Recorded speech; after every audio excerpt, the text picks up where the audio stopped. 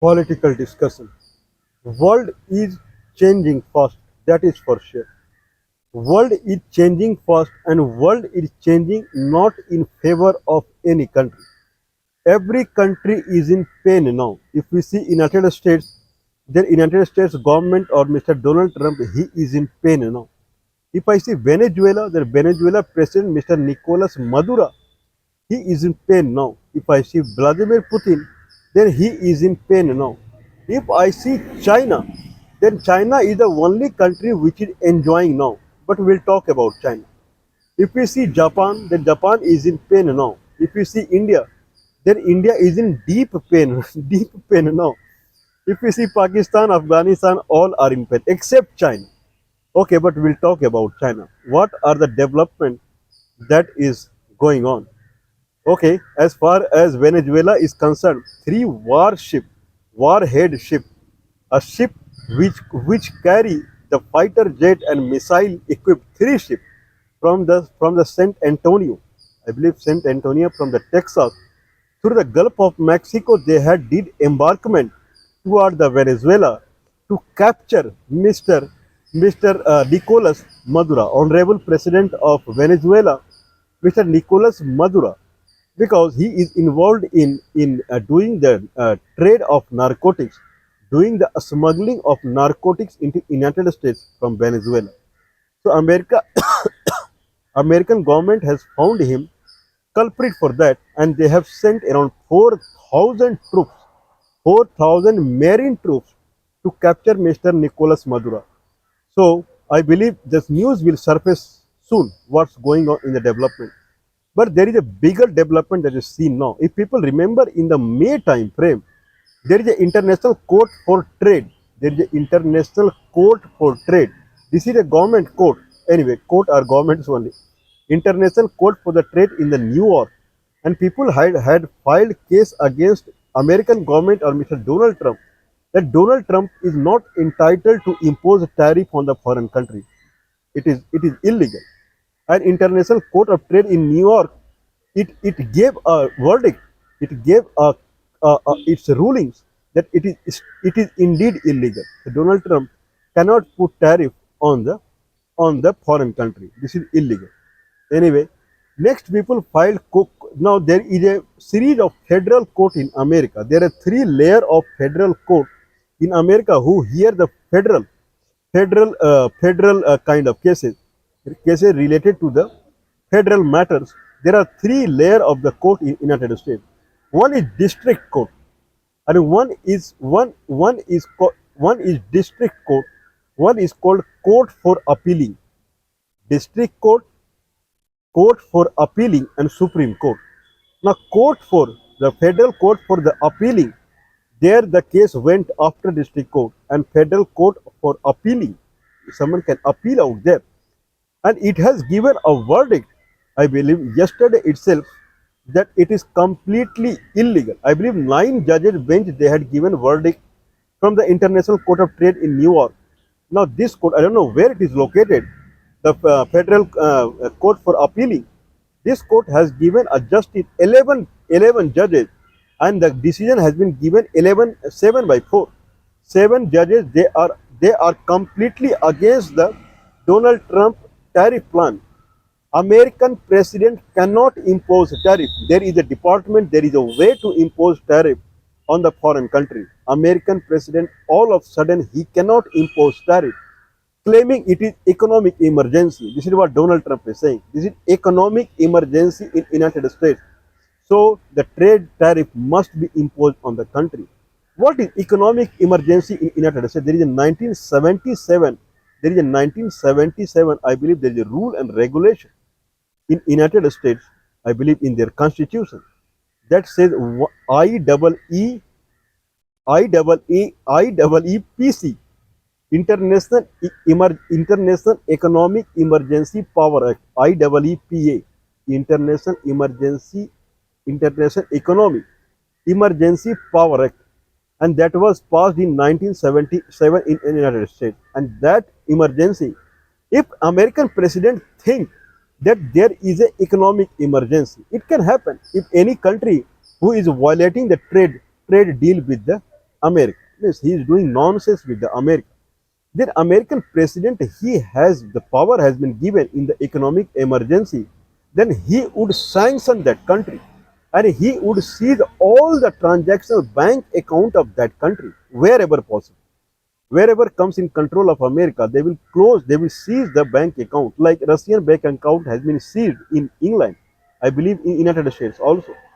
They will seize the bank account of that country wherever possible, and then they can put sanction on that country. Means they cannot do trade with the America or friend country of America. This is the right IEEPA Act has given to the President of the United States. But it is completely illegal that American president would start changing the tariff rule. This is not possible.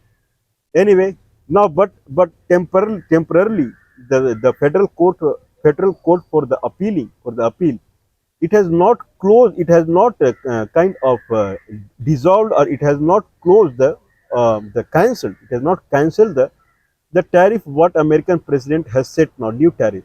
It has said temporarily we are allowing it till the hearing is, till Supreme Court comes into the picture. So now I believe till October some time frame, when people will go to the Supreme Court and file case over there, till Supreme Court judgment comes out, Donald Trump decision is intact now temporarily, but decision has come from all the lower court that it is illegal. Donald Trump is now crying foul that they have collected lot of trillions of dollars from this company as far as the new tariff is concerned. Now who will pay back those $1 trillion? If government, if Supreme Court also said it is illegal, then government has to pay back whatever they have collected illegally through the country. In that fashion, they have to return back trillions of dollars, where from they will get trillions of dollars to repay back those countries. So America is a country is in problem now. The way I'm saying, none of the country looks like they are happy nowadays. So America is in problem, Venezuela is in problem, Russia is anyway in the problem because Russia is in sanction, mild sanction the country is going through. Let's talk about the Japan. Japan is a country which was which was along the American side. There are two sides now. One is Russia, China side, and one is America, European Union side. There are two sides in the world now. And Japan was along the America, European Union side because Japan is a part of G7 country. When Russia invaded Ukraine, Japanese prime minister or other higher official, they were visiting Ukraine rather than visiting Russia. But once the trade tariff had started from the United States, Japan is now, it is showing red face now towards America, because Japan businessmen, they will be in loss with that 15% tariff. Not only 15% tariff that America has imposed on the Japan. Japan has to invest certain amount into $500 billion every year. Japan has to invest in the America. Many clauses here and there America has put on the Japan. Now Japan has openly declared that it is going along the China as far as trade is concerned. I mean, Japan is in problem. Japanese companies like Suzuki, so these companies, they are openly investing $8 billion. They made investment $8 billion. They made investment in Gujarat 1 week back for electric vehicle from the Suzuki. This is Japan is doing currently after the trade tariff had started. Indian Prime Minister is visiting Japan now. Now he is moving towards China, Tianjin. But 2 days back he was visiting Japan, and more or less he was visiting maximum into the semiconductor industry of the Japan. There he was visiting maximum, taking the ride of the bullet train of the Japan, and then he was visiting semiconductor plants in the Japan. Means this is showing that Indian Prime Minister is looking for high investment of semiconductor industry of Japan into India. India is not a company which is aggressively looking for the Chinese company investment in India, but India is looking for aggressively investment of Japanese semiconductor into the India. Japanese Prime Minister Mr. Ishiba Shigeru, he has promised now, I believe, some 3 trillion yen, 3 trillion, some trillion yen, I don't remember, 3 trillion yen or 8 trillion yen investment into India in next 10 years. I was calculating it. It is coming around $70 billion investment into India. $70 billion investment into India in next 10 years. That is a very big amount. $70 billion investment in India in the next 10 years. That is a very big. I believe this is the correct. I have checked it, or it is $740 billion. I don't know. I think so. It is $74 billion, $70 billion investment into India in next 10 years. That is also a very big thing. Immediately, Indian Prime Minister is going and he is clinching $70 billion investment from Japan in 10 years. That will also be considered as a big deal. What's going on? Japan is not happy because of America. India is anyway not happy because of the America. Why China is happy? Now question is right. Okay, let's see the history of Russia. Russia used to be a poor country prior to 1991 till Soviet Union was there into the effect. Russia was considered as a poor country. No gold medal in Olympics. I mean 1984 or something. China started with one Olympic gold. If we see the industrial energy consumption in a sense of crude oil consumption from a country wide, then Indian crude oil consumption in industries were higher than China. Means prior to 1991, China was a poor country. Only it was a member of United Nations Permanent Security Council. United Nations Security Council, China was permanent member. Why it was permanent member? Because to control Japan. Means the European Union and United States, they made China as permanent member of United Nations Security Council to control the Japan. That's why it became. And China did so many nuclear tests after that. I believe they helped China so that it can control Japan. They give Russia as permanent member of United Nations Security Council to control Germany. Okay, so these are the scenario, and to control Japan also. That's why these two countries they received permanent member of United Nations Security Council. Otherwise, China used to be a very poor. Someone can see the gold medal in the Olympics prior to 1991. See the condition of China till 1984 or something. China could not get a single gold medal. For past 80 years of the Olympics, China could, whereas India in 1920, 30 only India has received gold medal in hockey. So India was ahead of China. But 90, what was the situation at that time? India was a country which was completely locked with Soviet Union and Japan. Means Japan was powerful. Before 1991, Japan was member of G7 country, and Soviet Union was powerful. And with both countries, India was aligned with this country, and China was. It looks like China was under shadow of Japan. This way it looks like. Means that Japan, the way Japan was kind of, it was roaring. Prior to 1991, China came under shadow of Japan and shadow of Soviet Union also.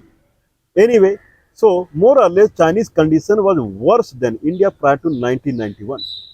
After disintegration of Soviet Union, India started looking toward the United States. India left Japan, India left Russia, and it started completely coupling with the United States and European Union. That India had to do nothing prior to that, more or less. Only Japan, only Soviet Union. Indian defense system was, someone can say, more or less it was Soviet Union only. And Indian industrialization, Maruti Suzuki to Yamaha Motors to any industrialization, if someone see, more or less it was from Japan. Power plants where I believe they were Russian supported, and the steel plant like Bokaro steel plant and SAIL and these they were supported by Russia. Otherwise, electronic industry, if I talk about electronics industry or automobile industry, they were supported by the Japan. More or less, India was Japanese and Russian Soviet Union technology. This is what was going on. China used to be poor country. But when India headed toward the America and European Union after 1991, disintegration of the Soviet Union, China, then Japan as a country which were focusing towards India or wherever, these countries when India is a very populous country, highly populous country. When India lost focus on Japan and Russia after 1991, these two countries started becoming, I won't say poor, but these two countries they started losing focus. Which world started losing focus on this country. Russia and Japan, they become a normal country. The way they used to be very powerful country, Soviet Union and Japan prior to 1991. Probably because of the India only. Now the United States and European Union, they become maestro after 1991. China got chance to come up. When Japan became a normal country, Russia became a normal country because India left focus on this country. Then these two countries no more they were very powerful economic or military country or something like that. In this fashion, China got chance to come up because the pressure that India and these three countries all around they were imparting on China, that pressure got relieved. And China started rising after that because there was no one around. India looking towards west, Russia and Japan, they lost focus from India. Then China started rising after that. From 1995, 1993, China's space station came into the picture. Where you, someone see ISRO, Indian Space Research Organization, that came into effect in 1969. ISRO, which was launching the satellite into the space, 1969. Chinese space station, Chinese space agency came in 1993. Can someone believe this? China is the most richest person in the world, country in the world now. China is technically the number one country in the world right now. China is the most powerful country in the right now. If someone sees the money and trade, till 1991, China did not have a space plan. India had a space plan in 1969 only. In 1993, China established a space plan, and by 1995 or something, their spacecraft or they had satellite or something. By 2003, China had a human rotating around the Earth. China in by 2003, from 1993 to 2003, in 10 years, China was much ahead of India. Chinese people they were rotating around the globe in 2003. Chinese astronauts, whereas Indian astronauts still they do not have that privilege. They went to the space through Russia and America, not through ISRO. By 2011, China started permanent space station in the space called Tiangong. This way, China started accelerating when Russia and Japan became out of the focus of the world or out of the focus from the India. Now, when United States is showing red face to the India, India is running behind Russia and Japan again. More or less, it looks like the situation is coming back again that was happening prior to 1991. Now, Japanese Prime Minister, he is receiving energy from India. Now, he is roaring now like a tiger or lion now. Okay, he is promising immense investment in India because he understands that Japanese condition is now because of India losing the focus only. When Indian Prime Minister is going there, then Japan is not leaving any opportunity now. It doesn't want any opportunity to go away. Now Japan is behaving same as the way Japan was prior to 1991. Vladimir Putin is behaving same way the way Soviet Union was there. Means China will come under pressure again. China is not happy now.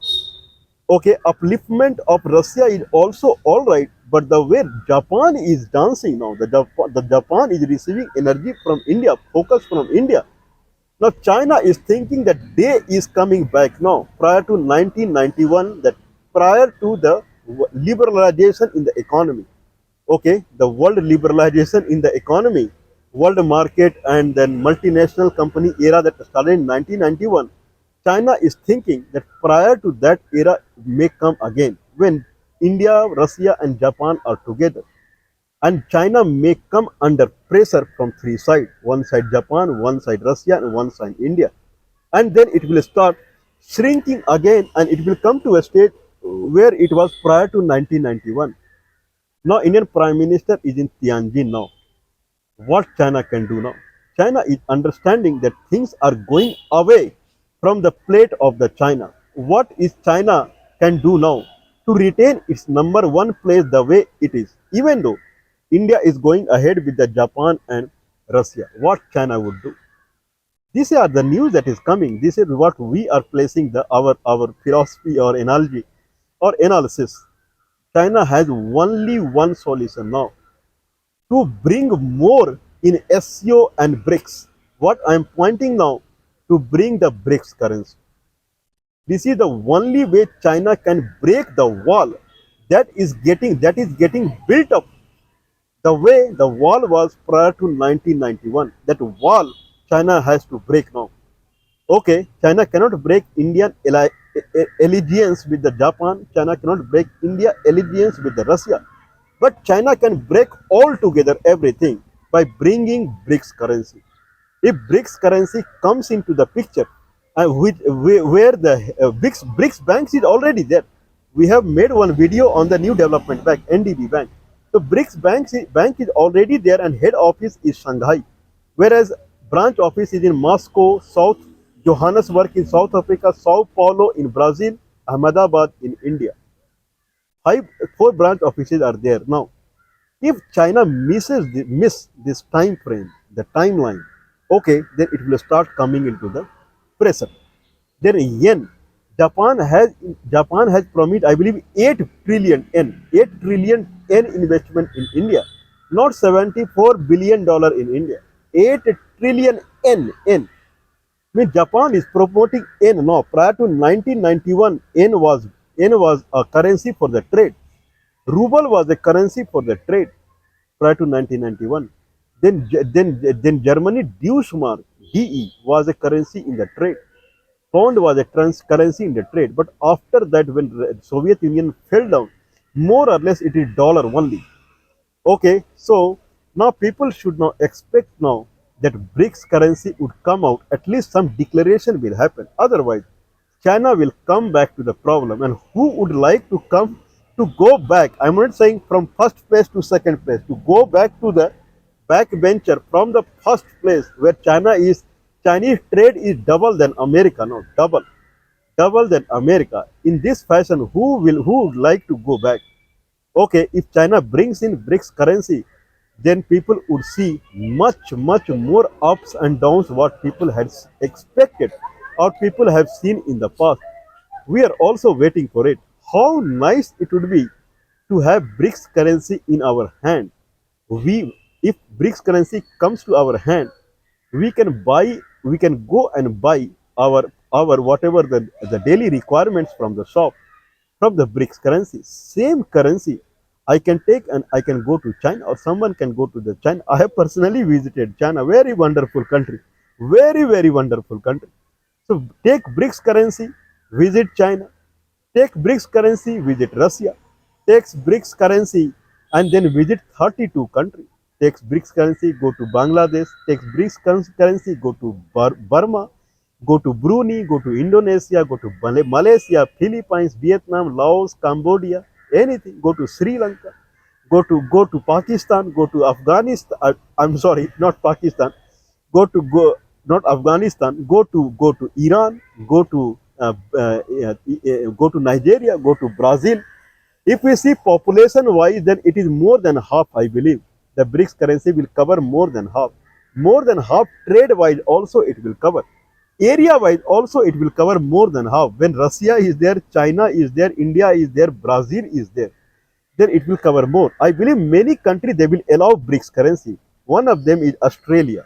Certainly it will allow BRICS currency immediately. Other country is Switzerland, which is not part of European Union. That country will also allow BRICS currency. Amazing, mind blowing. Means this will change the world scenario. Let's wait. We are hopeful.